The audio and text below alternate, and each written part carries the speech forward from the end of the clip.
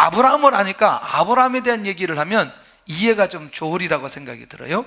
자, 하나님이 아브라함에게 주신 약속이 뭐냐면 민족을 이루시겠다는 약속이에요. 그리고 복의 근원을 만들어 주시겠다. 자, 이거는 육적인가요? 영적인가요? 네? 육적이기도 하지만 본질적인 건 뭐냐면 앞으로 누구를 보내실 계획이기 때문에, 메시아를 보내실 계획이기 때문에 사실은 영적인 부분이기도 하다는 거죠. 그러나 육적인 부분이 포함되어 있어요? 안 되어 있어요? 포함되어 있어요.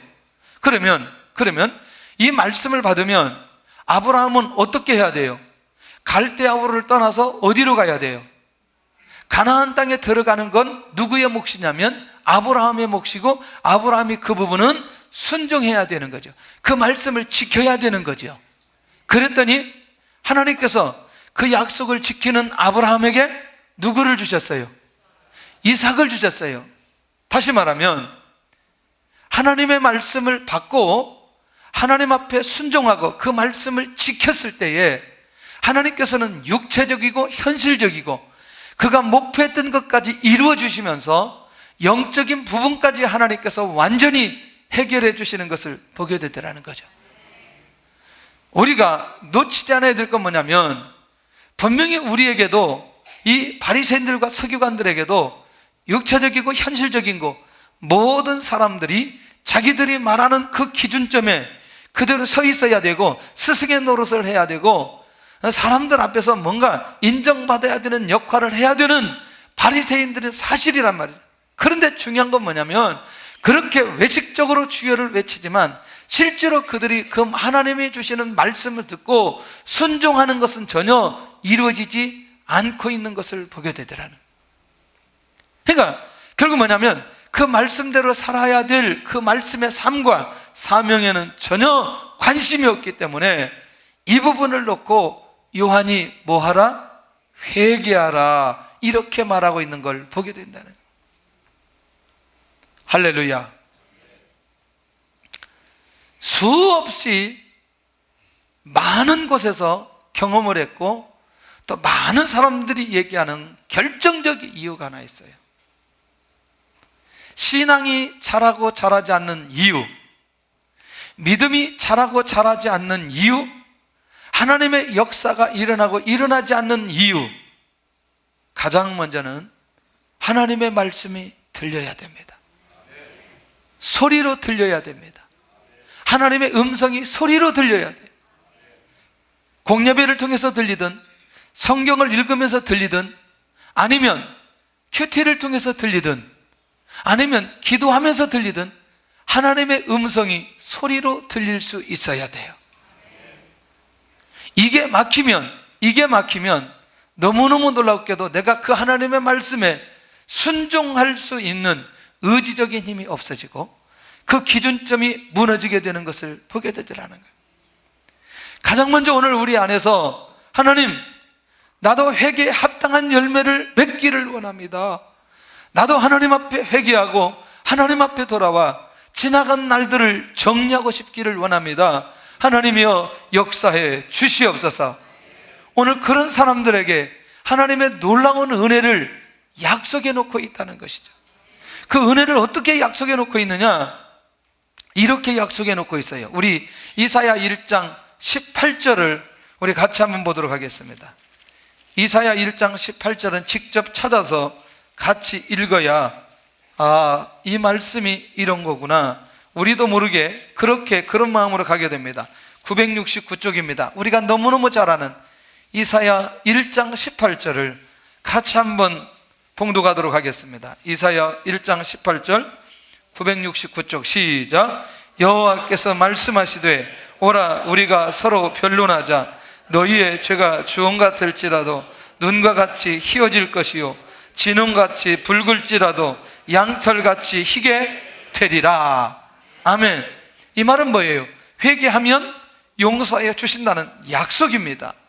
이 약속의 말씀이 내 안에 있으면 회개하지 않을 이유가 전혀 없다는 거지요.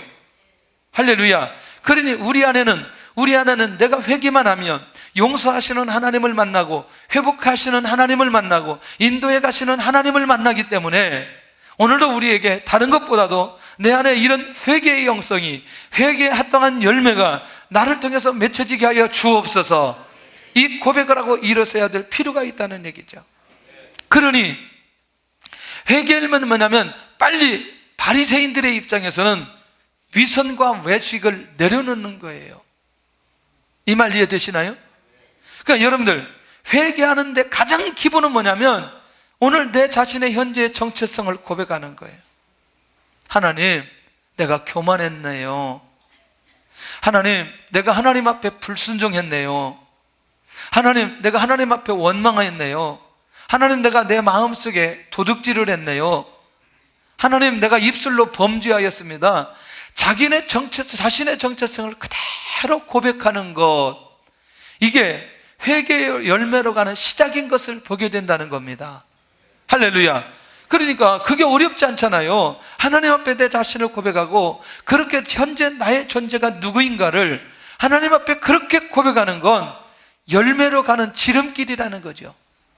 혹시 나는 아무도 모르는 곳에서 어떤 생각과 어떤 행동을 하고 있는지 어때요?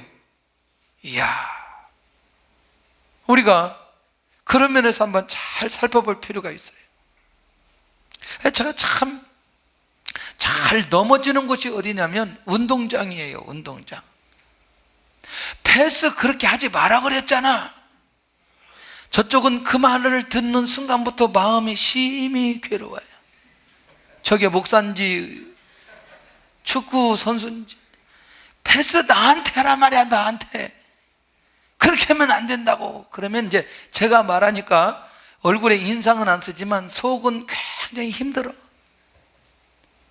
그런 거를 그래도 지금은 좀 괜찮지만, 여러분들이요, 이 반드시 승부를 걸어야 될 때, 그래서 이제 제가 그런 경기를 안 하는데, 진짜 막 중국에서는 대회를 거의 1년에 몇 적 삶을 개혁하라고 하는데, 그것도 그냥 회개하라고 말하지 않고 회개에 합당한 열매를 맺어라.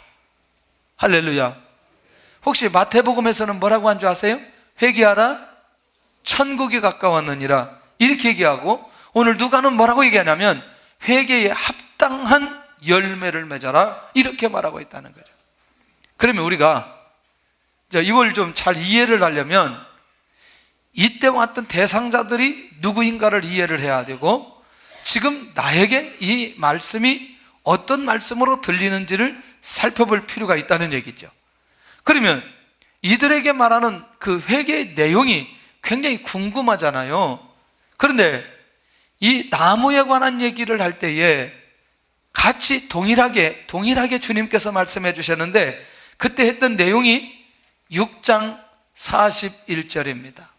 우리 한번 같이 봐야 돼요. 누가복음 6장 41절. 누가복음 6장 41절을 다 같이 한번 찾아보겠습니다. 시작. 어찌하여 형제의 눈 속에 있는 티는 보고 내 눈 속에 있는 들보는 깨닫지 못하느냐. 그리고 43절을 볼까요? 시작. 못된 열매 맺는 좋은 나무가 없고 또 좋은 열매 맺는 못된 나무가 없느니라. 아멘. 그럼 이 말은 무슨 말이에요? 좋은 나무는 좋은 열매를 맺고 못된 나무는 못된 열매를 맺는다, 그 말이에요. 그러니까 좋은 열매 맺는 사람은 한마디로 형제의 눈 속에 있는 티를 본다, 자신의 들보를 본다. 자신의 들보를 본다. 자, 이렇게 정리하면 되겠고, 그러면 이렇게 우선 상황 정리를 해봐야 돼요. 뭘 상황 정리를 해봐야 되느냐? 바리새인들은 말씀 있는 사람이었습니다.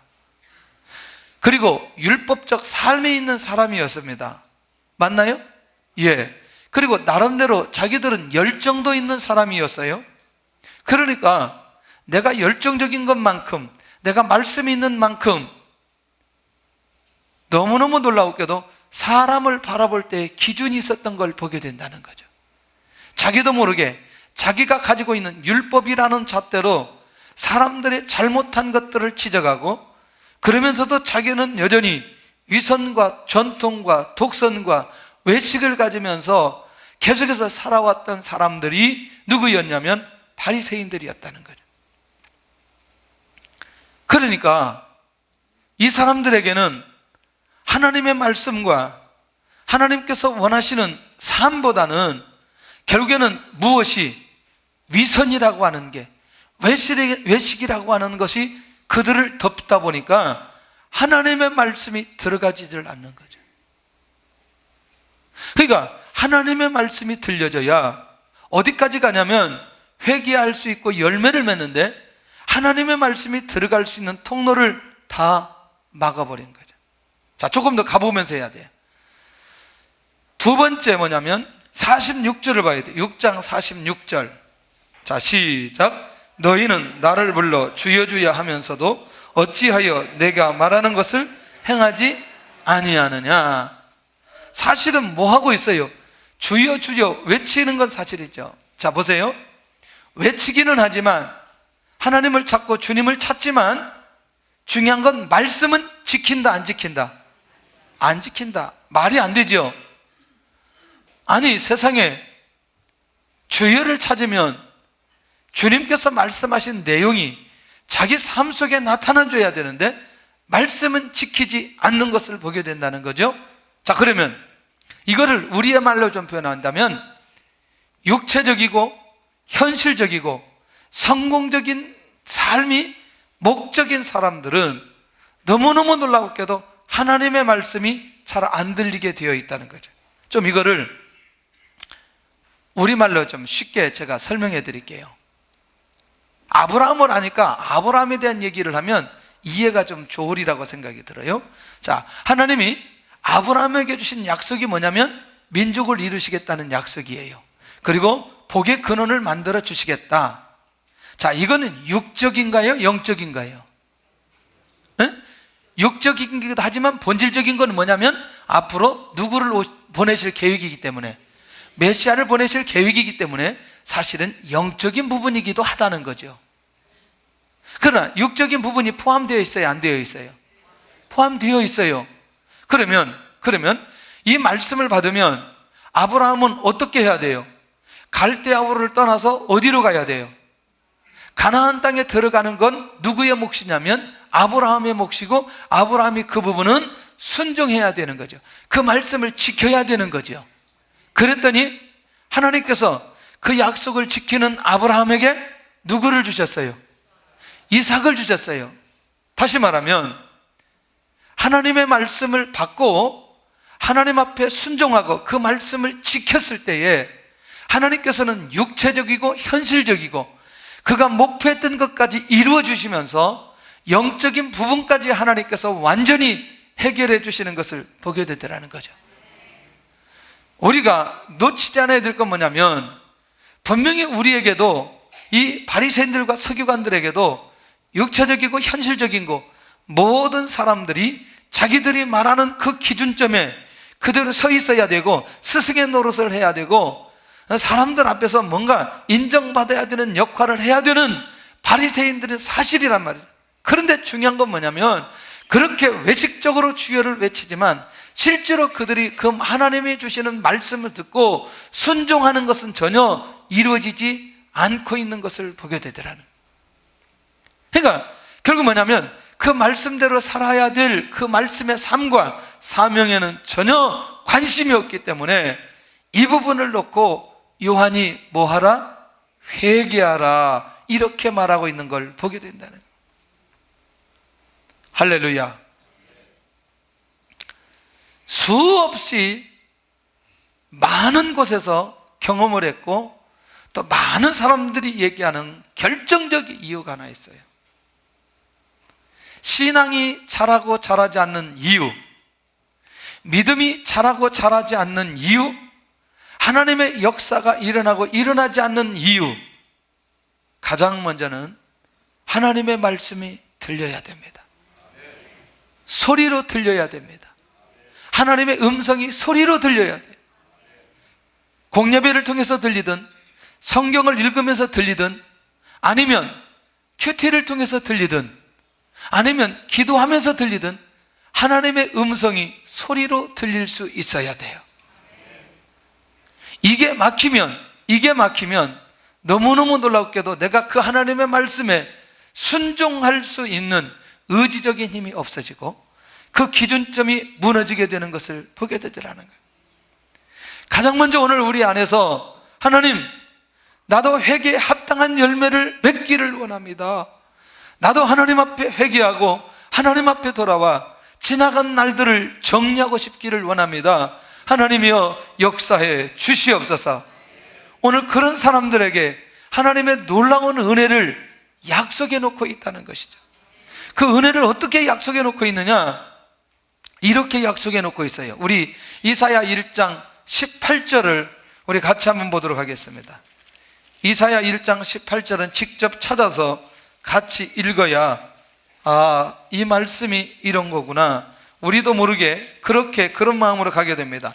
969쪽입니다. 우리가 너무너무 잘 아는 이사야 1장 18절을 같이 한번 봉독하도록 하겠습니다. 이사야 1장 18절 969쪽 시작. 여호와께서 말씀하시되 오라, 우리가 서로 변론하자. 너희의 죄가 주홍 같을지라도 눈과 같이 희어질 것이요 진홍같이 붉을지라도 양털같이 희게 되리라. 아멘. 이 말은 뭐예요? 회개하면 용서하여 주신다는 약속입니다. 이 약속의 말씀이 내 안에 있으면 회개하지 않을 이유가 전혀 없다는 거지요. 할렐루야. 그러니 우리 안에는 내가 회개만 하면 용서하시는 하나님을 만나고 회복하시는 하나님을 만나고 인도해 가시는 하나님을 만나기 때문에 오늘도 우리에게 다른 것보다도 내 안에 이런 회개의 영성이, 회개에 합당한 열매가 나를 통해서 맺혀지게 하여 주옵소서. 이 고백을 하고 일어서야 될 필요가 있다는 얘기죠. 그러니 회개하면 뭐냐면 빨리 바리새인들의 입장에서는 위선과 외식을 내려놓는 거예요. 이 말 이해되시나요? 그러니까 여러분들, 회개하는데 가장 기본은 뭐냐면 오늘 내 자신의 현재의 정체성을 고백하는 거예요. 하나님, 내가 교만했네요. 하나님, 내가 하나님 앞에 불순종했네요. 하나님, 내가 하나님 앞에 원망했네요. 하나님, 내가 내 마음속에 도둑질을 했네요. 하나님, 내가 입술로 범죄하였습니다. 자신의 정체성을 그대로 고백하는 것, 이게 회개의 열매로 가는 시작인 것을 보게 된다는 겁니다. 할렐루야. 그러니까 그게 어렵지 않잖아요. 하나님 앞에 내 자신을 고백하고 그렇게 현재 나의 존재가 누구인가를 하나님 앞에 그렇게 고백하는 건 열매로 가는 지름길이라는 거죠. 혹시 나는 아무도 모르는 곳에서 어떤 생각과 어떤 행동을 하고 있는지 어때요? 이야, 우리가 그런 면에서 한번 잘 살펴볼 필요가 있어요. 제가 참 잘 넘어지는 곳이 어디냐면 운동장이에요. 운동장. 패스 그렇게 하지 마라 그랬잖아. 저쪽은 그 말을 듣는 순간부터 마음이 심히 괴로워요. 저게 목사인지 축구 선수인지 패스 나한테 하라 말이야. 나한테 그렇게 하면 안 된다고. 그러면 이제 제가 말하니까 얼굴에 인상은 안 쓰지만 속은 굉장히 힘들어. 그런 거를 그래도 지금은 좀 괜찮지만 여러분들이요, 이 반드시 승부를 걸어야 될 때, 그래서 이제 제가 그런 경기를 안 하는데 진짜 막 중국에서는 대회를 거의 1년에 몇 번씩 하기 때문에 누가 패스 하나 잘못하면요 완전히 경기에 진다니까요. 그러면 그 책임을 모두 다 그 패스를 잘못한 사람이 져야 되는 거예요.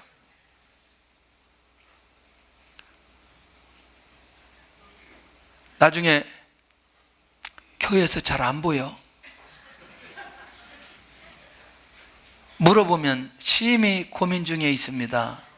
왜 그러냐 그랬더니 목사님이 운동장에서 너무나 거시기 해가지고 이제 애들이 신방을 갑니다. 원래 우리 목사님이 그런 게 아니니까 내가 잘 견뎌야 한다, 나오면 괜찮다 해가지고 애들이 또 설득해서 나와요. 근데 그 다음에 경기 때 또 제가 또 한번 딱 이렇게 하면 얘는 이제 더 이상 못 일어나는 거예요. 왜냐하면 저한테는 뭐가 중요하기 때문에 오늘 이겨야 우승을 하니까. 이게 수없이 반복한, 수없이. 그래서 이제 한번 결단을 했어요. 어떻게 결단을 했냐면, 절대로 이제 그 승부내는 경기는 내가 안 하겠다. 안 하겠다. 지난주에 전화가 왔어요. 안양시에서 목사님들이 탁구 대회를 하는데 잘하는 분이 배드민턴으로 가가지고 저보고 와서 탁구 시합에 뛰어야 된다는 거예요. 제가요, 옛날 같았으면 벌써 뛰어갔어요. 제가 그날 제주도 가는 날이기 때문에 내가 갈 수가 없다고 그랬어요.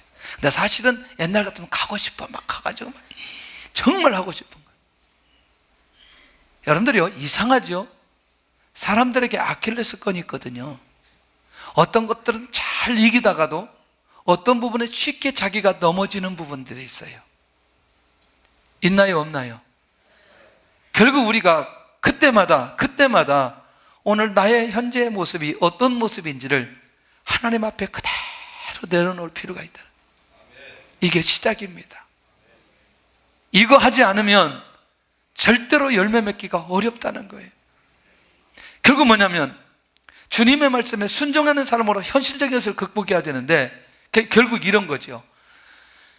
하나님의 말씀이 내 안에 들리는 순간부터 뭐가 이어지느냐? 순종으로 이어진다는 거죠. 이 말 이해되시죠?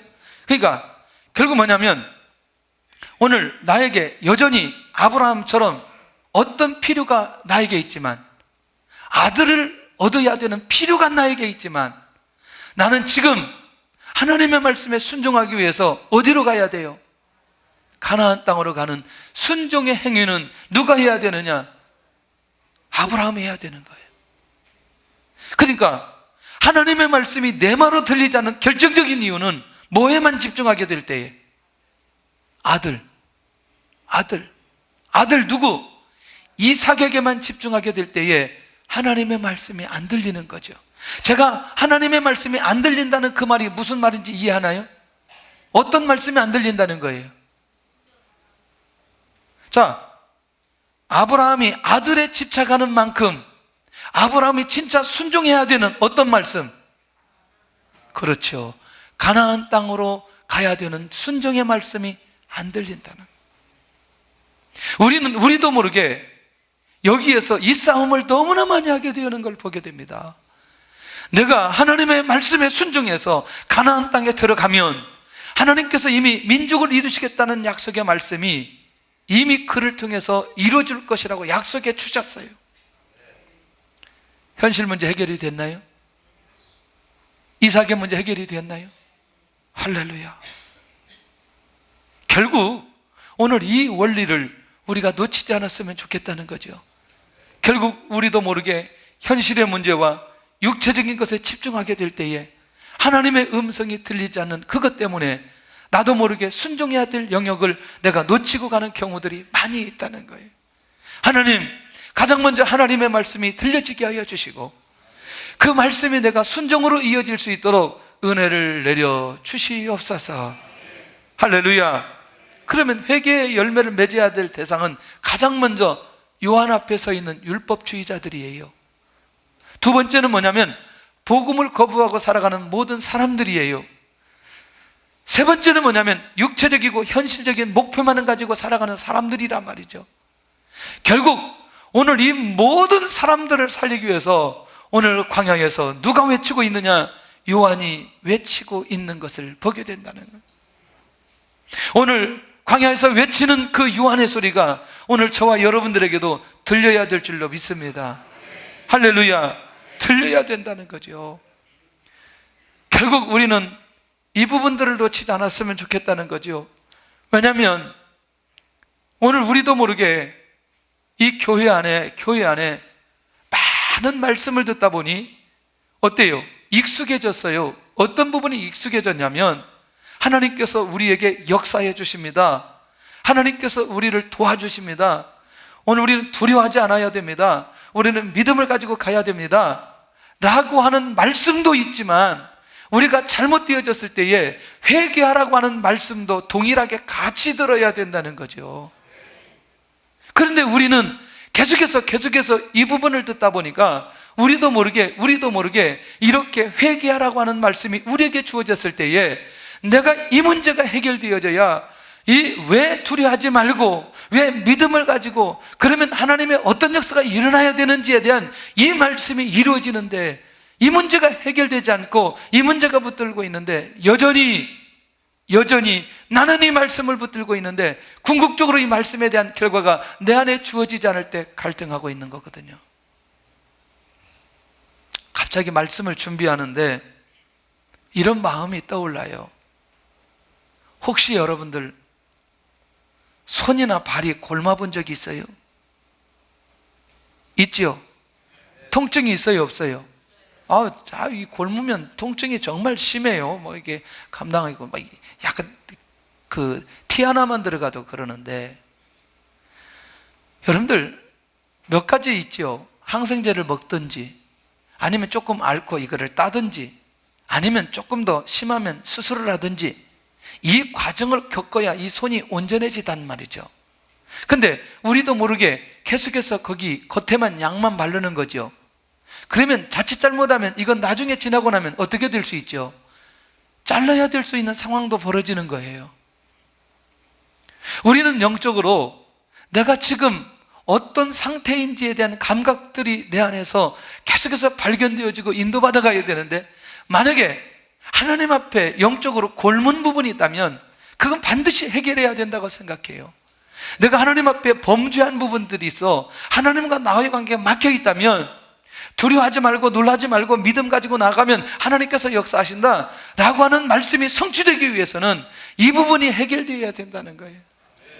그 부분들이 오늘 요한을 통해서 나에게 들려줄 때에, 하나님, 내가 하나님 앞에 오늘 회개하고 돌아와야 될 것이 무엇인가요? 라고 돌아보면서 내가 엎드려지는 순간에 새로운 문이 열려지기 시작하고 새로운 길이 열려지기 시작하고 하나님께서 그동안 기다렸던 것들을, 다쳤던 그것들에 대해서 다시 일하기 시작하시는 하나님을 경험하게 되어진다는 거예요. 여러분들, 교회가 부흥이 목적인가요? 회개하는 사람들이 일어나는 것이 목적인가요? 부흥도 되어야 되겠지만 회개하는 사람들이 곳곳마다 일어나야 될 줄로 믿습니다. 할렐루야. 놓치지 않았으면 좋겠다는 거죠. 어떤 상황 속에서도 하나님, 우리가 영적으로 깨어서 하나님의 인도 받아간다면 얼마나 좋을까? 어제도 우리가 그렇게 메르스 놓고 우리가 같이 기도하고 또 아침에도 기도하고, 오늘 분위기는 약간 조금 저기 한 것 같아요. 아니, 세상을 떠나신 분들이 보니까 연세가 많이 있으신 분들이더군요. 그리고 그것 말고도 질병이 있었던 분들인데 너무나 매석하면서 그게 크게 다루는 거예요. 어제 전화가 왔어요. 권사님이, 아니 우리가 교회 가면은 다른 사람들이 꺼리킬 텐데 뭐 가도 안 가면 안 되니 그런 소리 하지 말고 와라. 내 책임질 테니까 와라. 그래서 오늘 나왔어요.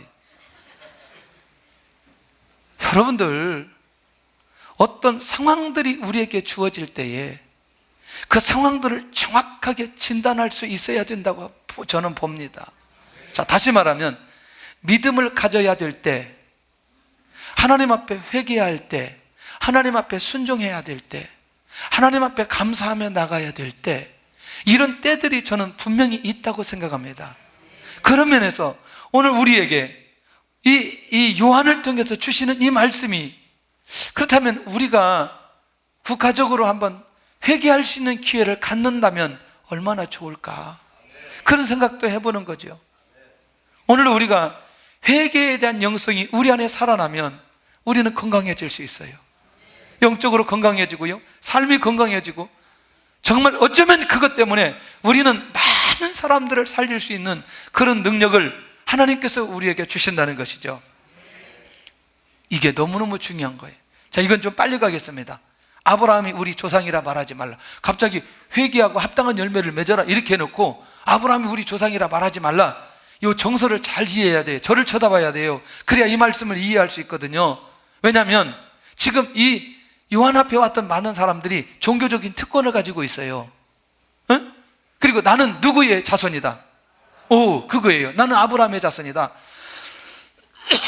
그러니까 내가 복음이 없어도, 내가 회개가 없어도 구원의 역사가 일어날 것이라고 생각하는 사람들이란 말이에요. 그러니까 요한이 천만의 말씀 그렇게 생각하지 말아라.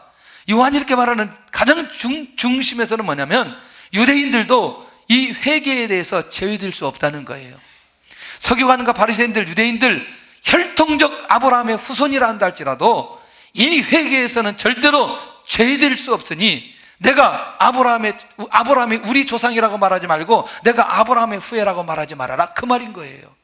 이해되시나요?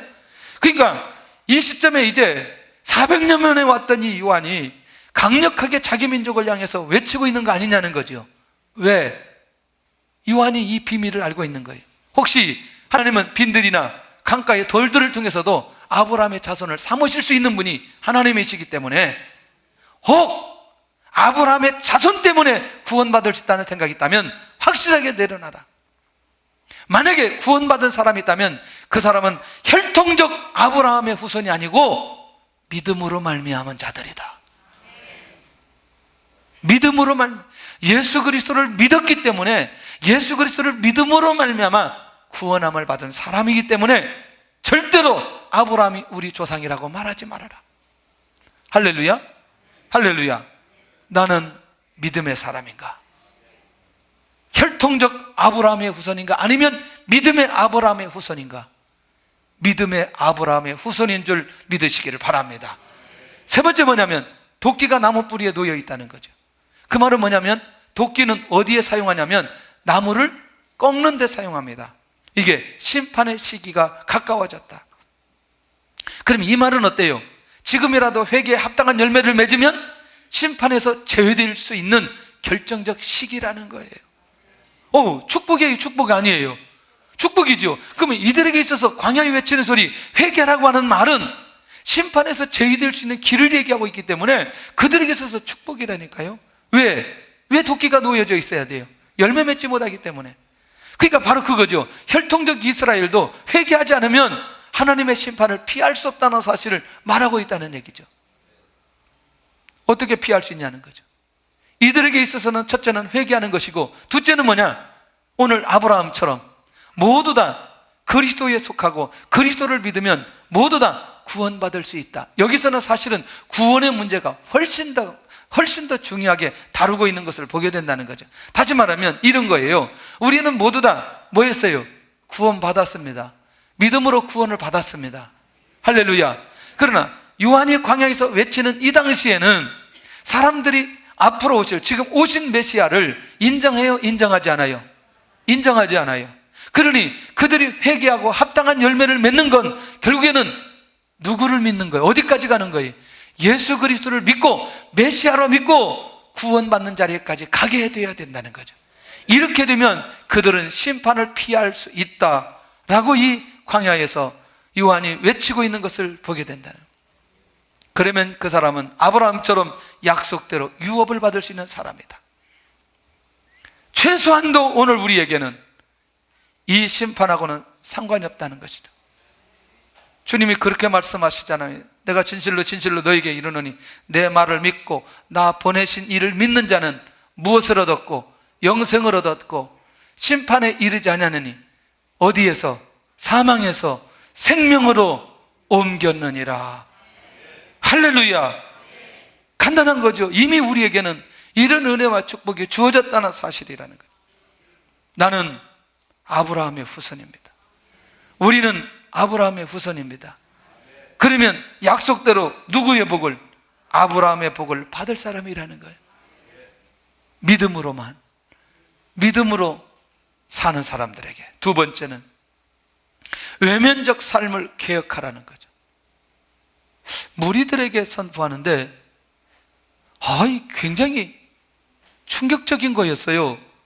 저는 새로운 얘기가 나올 줄 알았어요. 한번 따라서 합시다. 옷 2번 있는 자는 옷 없는 자에게 나눠줘라. 문화적 배경을 좀 한번 볼까요?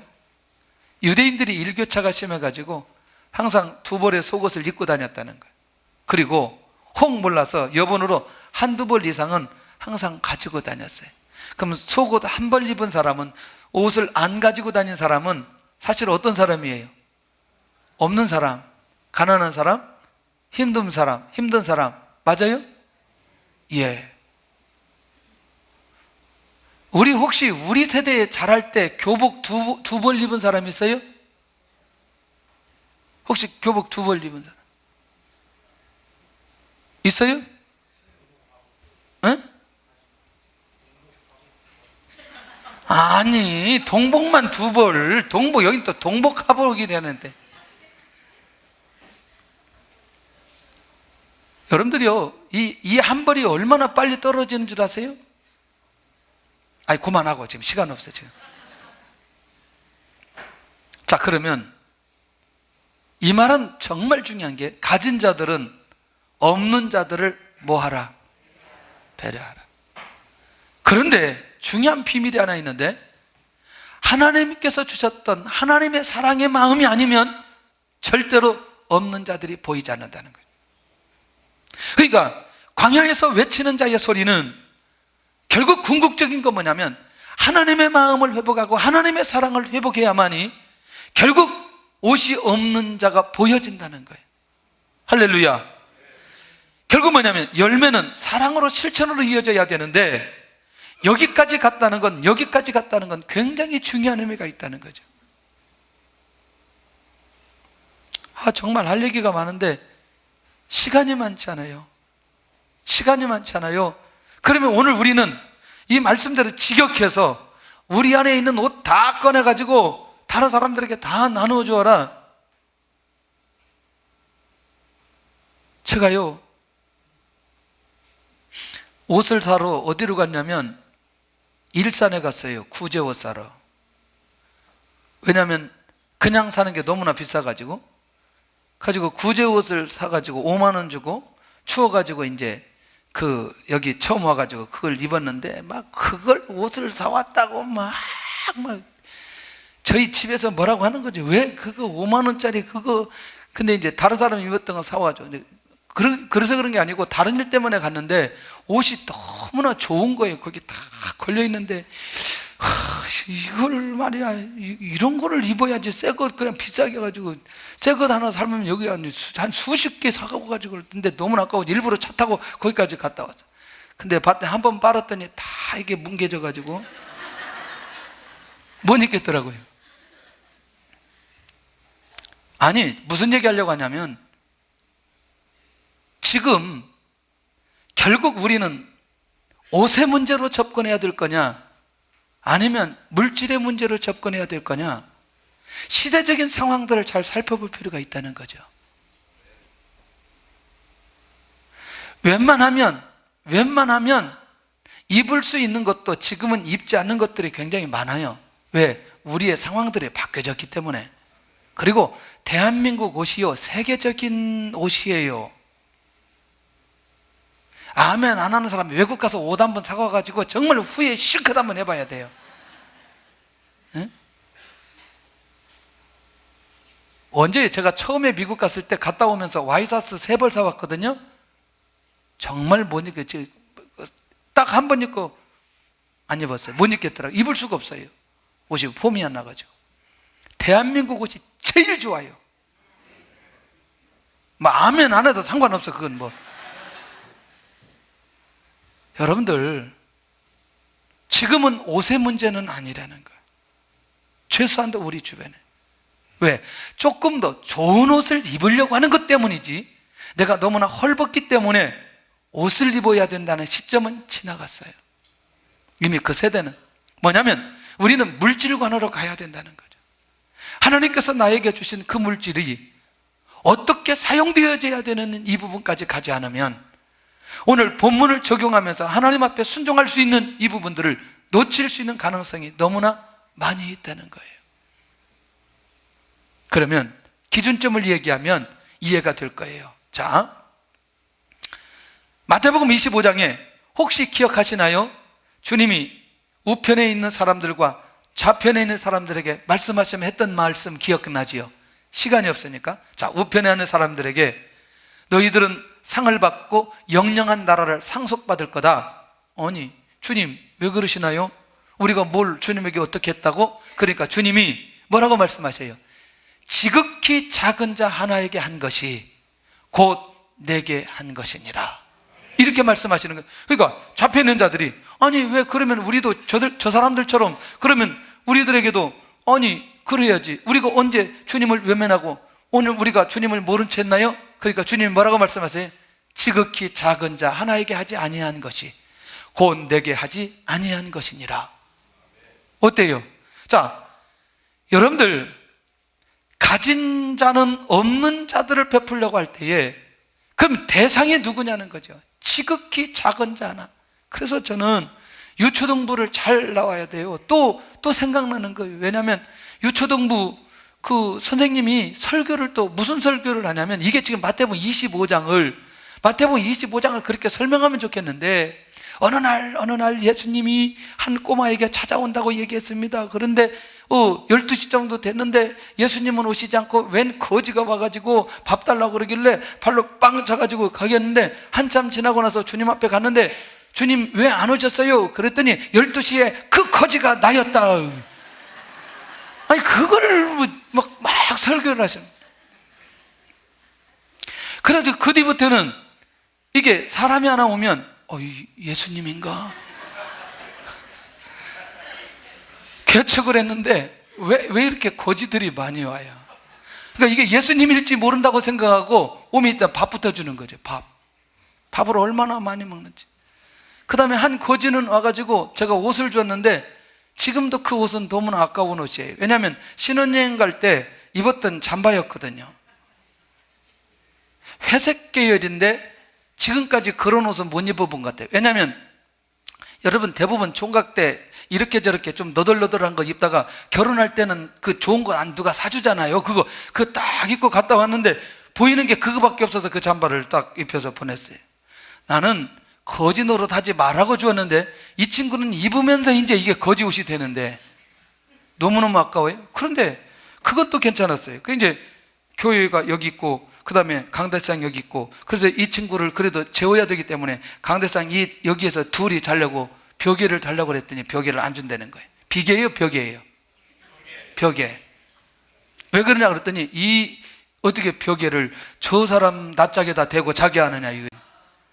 결국에는 이제 갖다 대고 자기는 했는데, 항상 생각은 무슨 생각이었냐면, 만약에 이 사람이 누구라고 한다면 예수님이라면 어떻게 할 거냐.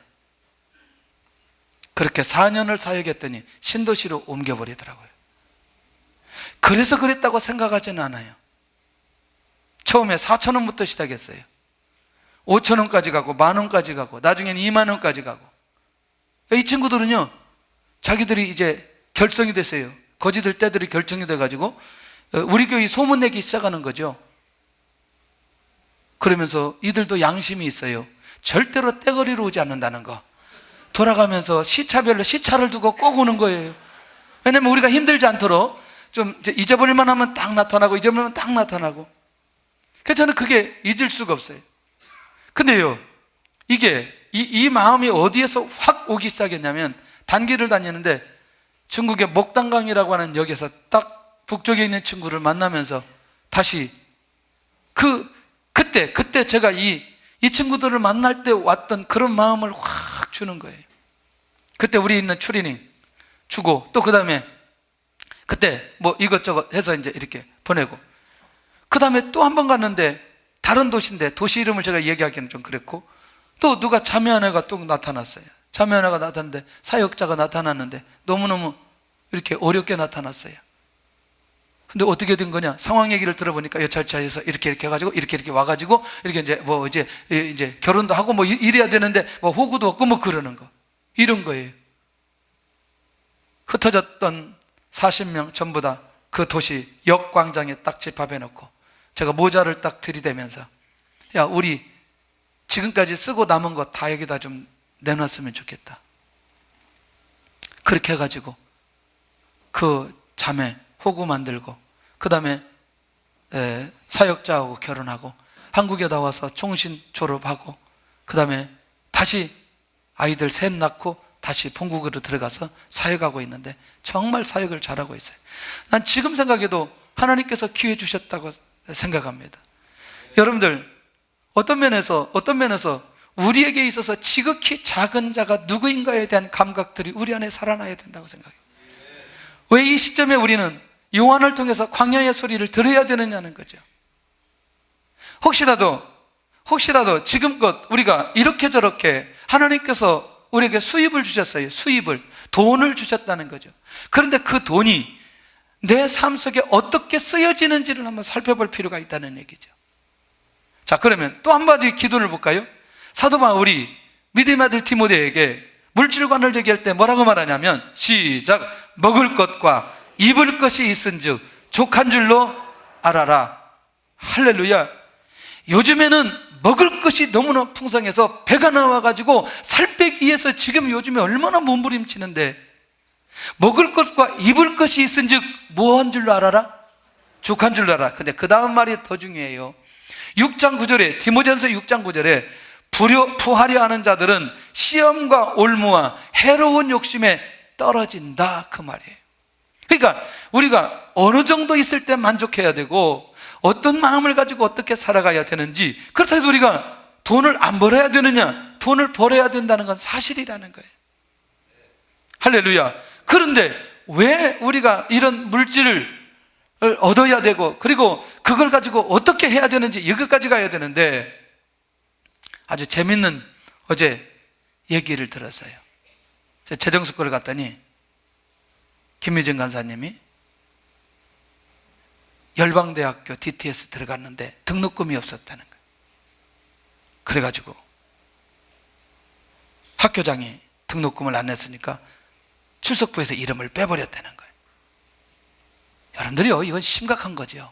그런데 자기 옆에 어떤 자매가 앉았는데 통장을 봤더니 1억이 들어있대요. 1억이. 그때부터 이 간사님은 마음이 달라져가지고 이제 이분이 필요한 걸 다 공급하기 시작해요. 이분이 물 하면 물 갖다 딱 떠다 놓고, 그 다음에 식당에 가가지고 자기가 먼저 딱 타가지고 이분 주고 자기는 그 다음에 타서 먹고, 막 일주일 동안을 그렇게 계속 했는데 이분은 아무런 느낌이 없는 거예요. 어느 날 하나님 앞에 엎드려서 기도하는데 드디어 하나님으로부터 응답을 받아요. 시편 146편 3절 4절에 응답을 받는 거예요. 내용인즉 귀인을 의지하지 말고, 이 내용이에요. 그러면서 이제 왜 그런 얘기가 나왔냐면, 이제 이번에 재정수권 왔던 분들이 너무나 경제적으로 어려웠기 때문에 자기 경제적으로 어려웠던 얘기들을 하는 거거든요. 여러분들, 어떤 면에서 우리가 우리의 생각보다도 우리의 사랑이 필요한 것이 정말 많이 있다는 것을 기억해야 됩니다. 그런 면에서 우리 지진 때문에 고통하는 하이티나 네팔, 또는 이 어려운 가정이 보여져야 되는데 진짜 이런 가정이 있더라고요.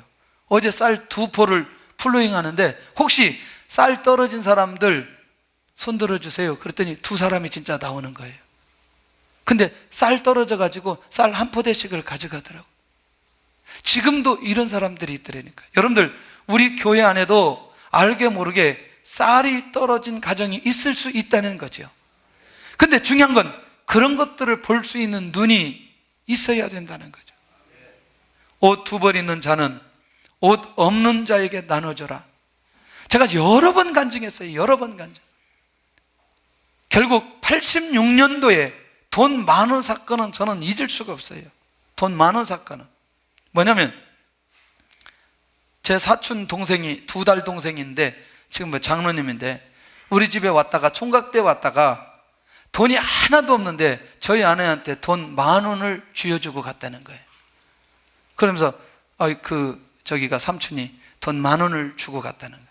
근데 그 세월이 아주 많이 지나가는데 정말 그 10,000원이 안 잊어버려지는 거예요. 근데 자기는 그냥 그렇게 했을지 모르지만 이게 그 결정적 상황 속에 10,000원을 주고 갔다. 근데 여러분들, 우리는 그 10,000원이 그냥 그럴 돈일 수 있지만 그 사람에게는 그게 생명줄과 같은 그 돈일 수 있다는 거예요. 우리가 베풀어야 될 대상이 우리는 아무것지도 않은 것 같지만 그 사람은 그때 그게 절박하게 하나님 앞에 기도하고 응답받는 내용일 수 있다는 얘기예요. 이런 감각들이 우리 안에 살아나야 진짜 하나님께서 주시는 이 경제 문제가 어떻게 풀려지는지를 알 수 있을 것이라는 거예요. 할렐루야. 이 얘기를 안 할 수가 없어요. 교회를 개척하고 임대료가 23만 원이에요. 23만 원 임대료인데 성도들은 2명, 3명이고, 그리고 왜 이렇게 임대료 날짜는 빨리 오는지. 사례비를 못 받는 건 당연한 거고, 그러니까 예배를 드리면 오늘 헌금 얼마 나올 건가 이 생각만 드는 거예요. 그래서 이제 재정부를 넘기고 이제 그 달도 임대료를 해결해야 되는데 임대료 방법이 없어요. 그냥 기도만 하는데 갑자기 어떤 분이 이제 이 교회에서 나와가지고 이 교회로 가는데 중간에 우리 교회로 오는 건 아니고 우리 교회 그 중간인데 11조를 내야 되는데 11조 낼 교회를 찾다가 우리 교회에 한 번 와가지고 11조를 딱 했어요. 그 돈이 얼마인 줄 아세요? 23만 원. 기도라는 거죠. 그분은 지나가듯 11조를 그냥 이렇게 한지 모르겠지만 하나님께서는 그 손길을 받으시고 이 교회의 임대료 문제를 해결해가는 경우가 있다는 거예요. 여러분들, 우리가 가지고 있는 10만 원, 20만 원, 100만 원 이것들이 아무렇지 않을 수 있지만 그에게는 생명과 갈 수 있는 부분들이 너무나 많이 있다는 거예요. 이런 감각들이 우리 안에서 살아나야 된다는 거예요. 지금 이 시대는 좀 살아나야 된다는 거죠. 내가 규모가 있으면 있는 대로 이것들이 살아나야 줘야 결국 하나님께서 일하시는 것을 보게 되고 요한을 통해서 외치는 그 광야의 소리가 무엇인지를 들을 수 있어야 된다는 거예요. 저는 그냥 하나님 앞에 인물되면 좋겠다라고 하는 차원에서 베이비 박스를 시작했어요. 하나님, 시대적인 인물이 되었으면 좋겠다. 그런데요, 하나님께서 왜 더디하게 하셨는지를 최근에 알기 시작했어요. 양육시설을 왜 그렇게 더디하게 하셨는지 딱 한 가지였어요. 아무리 시설을 잘 갖추어서 그렇게 훌륭한 인물을 만든다 할지라도 하나님의 마음이 아니면 안 된다는 거예요. 이 아이를 대할 때 내가 하나님의 마음을 가져야 된다는 거예요. 어제 데리고 온 아이가 왜 설사를 그렇게 많이 하고 또 데리고 왔는데 좀 튼튼한 애를 데리고 와야 되는데 비치비치 해가지고 온 지 2주밖에 안 됐는데 막 얼굴도 막 손바닥만 이렇게 덮을 애가 와가지고 새벽 내 우는데 잠을 못 자게 우는 거예요. 그리고 얘는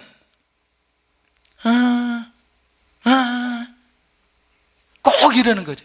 나는 뭐냐면 나 좀 사랑해달라, 나 좀 사랑해달라 그걸로 느끼는 거예요. 그리고 또 안 하면 또 가만히 있고, 그러면서 뭐냐면 이게 하나님의 마음 아니겠나 그런 생각이 드는 거죠. 아무리 우리가 많은 아이들을 양육한다 할지라도 하나님의 마음이 아니면 안 된다는 것을 계속해서 하나님이 가르치고 있는 것을 보게 되었습니다. 여러분들, 결국 우리는 어떤 차원에서 그렇지 시설을 만들어 놓고 그래 자격 있는 사람들이 이 아이들을 양육해서 키우면 좋겠지 라고 하는 것도 중요하지만 오늘 우리가 어떤 마음으로 그렇게 가는지, 어떤 마음으로 그렇게 우리가 가난한 자들, 어려운 자들을 섬겨야 되는지 하나님의 마음 갖기를 먼저 원하시는 것을 보게 되더라는 거예요. 함께 할 수 있기를 바랍니다. 여러분들 기도해 주시고 양육시설 지금 계약하고 아마 이제 곧 진행될 건데 정말 여러분들 마음적으로 기도하고 함께 하면 좋겠다. 왜? 이게 다는 아니지만 하나님께서 우리 교회에 주신 거라는 거죠. 지극히 작은 자 하나에게 한 것이 곧 내게 한 것이라고 한다면, 할렐루야, 재물은 필요한 만큼 정당하게 사용되어져야 된다는 거죠. 그리고 남은 몫은 주위에 가난한 이웃에게 나누어 줄 수 있어야 된다는 거예요. 우리 안에 정말 이런 부분들이 우리 안에 완전히 해결이 되어진다면 하나님께서 제가 볼 때 우리의 생각을 초월해서 수입의 통로를 열으시고 역사해 주실 줄로 믿습니다. 왜냐하면 이게 필요한 것이기 때문에, 사용되어야 될 것이기 때문에. 우리는 어떤 말을 해도 6.25 때 16개국이 참전해서 우리나라를 지켜주신 이 은혜는 잊어서는 안 된다고 생각해요. 그들이 왜 자기 생명을 담보로 하고 이 땅에 와서 전쟁하면서 우리나라를 지켰던 이유가 뭐예요? 하나님의 은혜 아니에요? 우리는 어떤 면에서 빚진 자 아니에요? 그렇게 어렵고 힘든 나라들을 우리가 생각해 보면서 우리도 함께 선교에 동참할 수 있는 그런 마음과 그런 믿음들이 우리 안에 있어야 된다는 거예요. 갈수록 옆집에서 무슨 일이 일어나도 관심이 없어지는 세대, 이웃에서 어떤 상황들이 벌어져도 아무런 관심이 없어지는 이런 세대 속에서 정말 우리 깨어있는 그리스도인들이 이 감각을 가지고 살아가야 되는데, 아니 차라리 요한이 이렇게 말했으면 좋겠어요. 여러분들 예수님 이 땅에 오셨습니다. 예수님 믿으시기를 바랍니다. 그리고 구원받으시기 바랍니다. 이 얘기부터 해야 되는 게 맞지 않아요? 왜 두 버리는 자는 옷 없는 자에게 나눠줘라, 광야에서 이런 소리 하고 있나고요? 이게 지금 광야에 있는 그들에게만 필요한 내용인지 아니면 우리에게는 필요 없는 내용인지 살펴볼 필요가 있다는 거예요. 두 번째는 먹을 것 있는 사람은 먹을 것 없는 자에게 나눠주라는 거죠. 최소한도 먹는 것은 생존에 관한 겁니다. 하나님의 마음을 가진 자만이 나눠줄 수 있는 것. 먹을 것은 사람을 살릴 수 있는 겁니다. 아무리 옳은 의식, 옳은 말을 하는 사람보다 이것을 실제로 실천하는 사람이 더 중요하다는 거예요. 뭐 교회 안에도 쌀떡 하나 갖다 놨는데 뭐 그걸로 우리가 끝내서는 안 되고, 정말 이런 사람들이 보여질 필요 있지 않겠냐? 먹을 것을 가지고 사람을 회복시키라는 거예요. 대상이 유대인이라는 걸 우리는 절대로 잊어서는 안 됩니다. 잊을 수 없는 한 식당이 있습니다. 역시 그것도 북경에 있는 식당이었어요. 혼자 가서 밥을 먹는데, 밥을 막 차를 타고 가서 이제 밥을 먹고 돌아오려고 하는데 저쪽에 누가 밥을 또 막 먹고 있어. 얼굴이 새카만데 조금 상황이 남루해요. 그래서 사장님한테 저분 누구예요? 그랬더니 예, 북쪽에서 왔는데 밥 먹고 있어요. 그러냐고. 자주 오냐 그랬더니 자주 온대. 참 그때 그분의 그 여운이 떠나지 않아요. 근데 이분 신앙생활 안 하는 분이에요. 그런데 계속해서 그런 친구들이 오면 식당에서 밥을 주면서 밥을 먹게 하는데, 제가 멀지만, 우리가 사는 곳에 좀 멀지만 계속 그곳에 가서 나중에는 식사하기 시작했어요. 이런 식당은 반드시 잘 되고 회복되어야 된다, 그런 마음을 주시는 거죠. 여러분, 우리도 모르게 정말 건강하게 살아가는 사람들이 정말 많이 있습니다. 그런데 그리스도인들이 건강하게 살아가지 않는 모습들이 있어서는 안 된다. 이 부분 가지고 정말 하나님께서 요한을 통해서 나에게 이 말씀을 들려주신다고 생각한다면 우리가 어떤 감각을 가지고 살아가야 될 것인지 한 주 정도 우리가 고민하면서 하나님의 인도 받아가 볼 필요 있다는 거죠. 할렐루야. 하나님께서는 성경적 물질관을 가진 사람을 지금 찾고 계십니다. 할렐루야. 이 사람에게 축복하기를 원하십니다. 이 사람에게 역사하시기를 원하십니다. 오늘 그 한 사람이 우리가 될 수 있기를 바랍니다. 여러분들, 안 되지만 아멘 해보세요. 아멘 하다 보면 나도 그런 사람이 되는 거예요. 내가 좀 마음이 부담이 되지만 그렇게 자꾸 선언하다 보면 나도 모르게 그렇게 된다니까요. 그리고 부담이 된다고 아멘을 안 하면 평생 그렇게 이것 때문에 우울하게 살다가 안 되니까요. 우울하게 살지 않기를 바랍니다. 어차피 하나님이 주실 거, 하나님께서 주신 거, 하나님이 원하는 방법을 가지고 살아가 볼 필요 있지 않겠냐는 거죠. 예수님을 안 믿는 사람들도 그렇게 살아가는데 예수님 믿고 하나님의 사랑이 있는 사람들은 달라져야 된다고 생각하는 거죠. 이거 이 시대에 우리에게 주신 말씀 아니냐는 거예요. 그 시대에 그 바리새인들에게만 주신 말씀이라고 생각이 드느냐는 거예요. 성경적 물질과적인 사람에게 부어주시기를 원하신다는 거예요. 꼭 여기 가면 시간이 없어요. 세리들에게는 뭐냐면 부가등급 위에 더 거두지 말아라. 왜냐하면 세리들은 월급이 적기 때문에 좀 더 걷어가지고 그거 자기 거 만드는 거예요. 그러니까 자기 지위를 이용해서 남용하지 말아라, 그 얘기예요. 맞아요, 안 맞아요? 응. 그러니까 자기 안에 욕심 내려놓으면 정당하게 부과한다. 자, 그 다음에 군인들에게 갑자기 얘기하는데 군인들이 뭐 사람들에게 강탈하지 마라, 이게 도대체 무슨 말일까? 3장 14절입니다 3장 14절.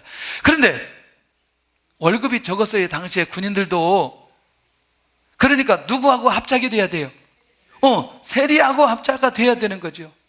그래가지고 뭐냐면 이렇게 세리를 통해서 이렇게 해가지고 같이 나눠 먹게 하는 이 당시에 이 구조.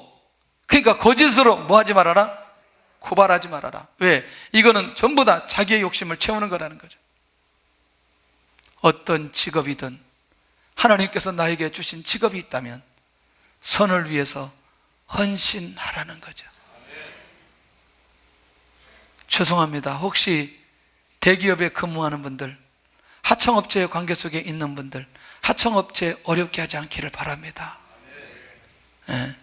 정말 저는 그런 얘기 들을 때 눈물이 나더라고요. 눈물이 나더라고요. 1차, 2차 대접하고 나는데 3차 가면서 사장님 카드 주고 가시죠. 이런 얘기 들을 때 정말 이 가슴이 찢어지더라고요. 1차, 2차 그 하청업체가 있는 데서 대접 다 했는데 마지막 하면서 사장님은 들어가시고 카드 주고 가시죠. 정말 이러면 안 되잖아요. 신앙인들이나 불신자들이나 이러면 안 되잖아요. 네? 결국 그런 회사들 보니까 나중에 지나고 보니까 쉽지 않은 상황들이 가던데 결국 자기의 지위를 이용해서 다른 사람들을 힘들게 만들어서는 안 된다는 거죠. 그것도 경제적으로. 오늘 이것이 하나님께서 우리 교회와 이 시대에 주시는 광야의 소리라고 한다면 기쁘게 받아야 될 필요 있지 않겠냐? 나의 삶의 목적은 무엇인가? 결론입니다.